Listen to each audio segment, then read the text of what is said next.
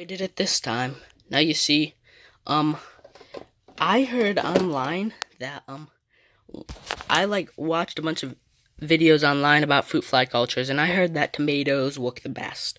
So you see, I modified my fruit fly recipe to include tomatoes. So the recipe was, 1/4 a cup of yeast starter,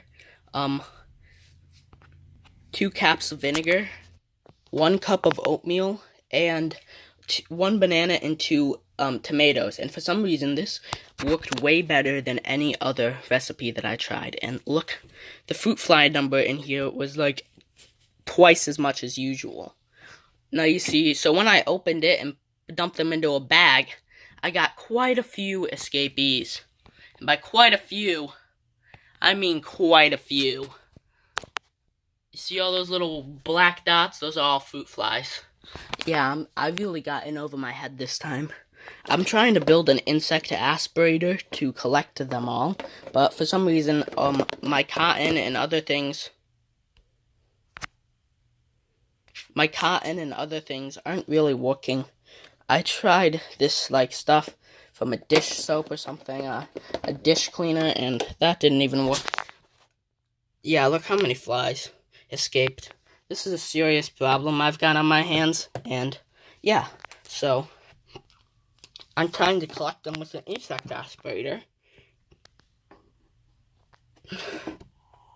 I can't really suck hard enough. I don't know why. I mean, you see how this thing works is, you see there's some cotton down, or some other stuff down there, and you basically just suck on this end, and it sucks insects into this end, but for some reason, it's really not working for me, and I'm basically screwed. I'm gonna just have to start killing them. My gosh, I'm gonna have to design a better insect aspirator than this. Nonetheless, I'm gonna start posting older content, get it off my phone, and I probably won't be posting more than, once a week, because, I'm very busy trying to get ready for school, and my school is actually starting sometime on, Wednesday, I think, next week. Yeah, Wednesday next week. So, yeah, guys, I'm basically, you guys, gonna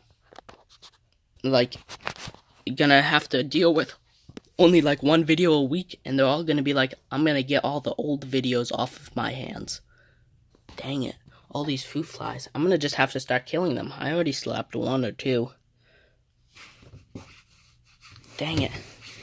The blood red. That's gonna leave a lot of stains on my wall. I'm really not sure how I'm gonna get rid of them. There we go. This is working a bit better. Yeah, but they dirtied up, everything in here, because there's, way more than usual.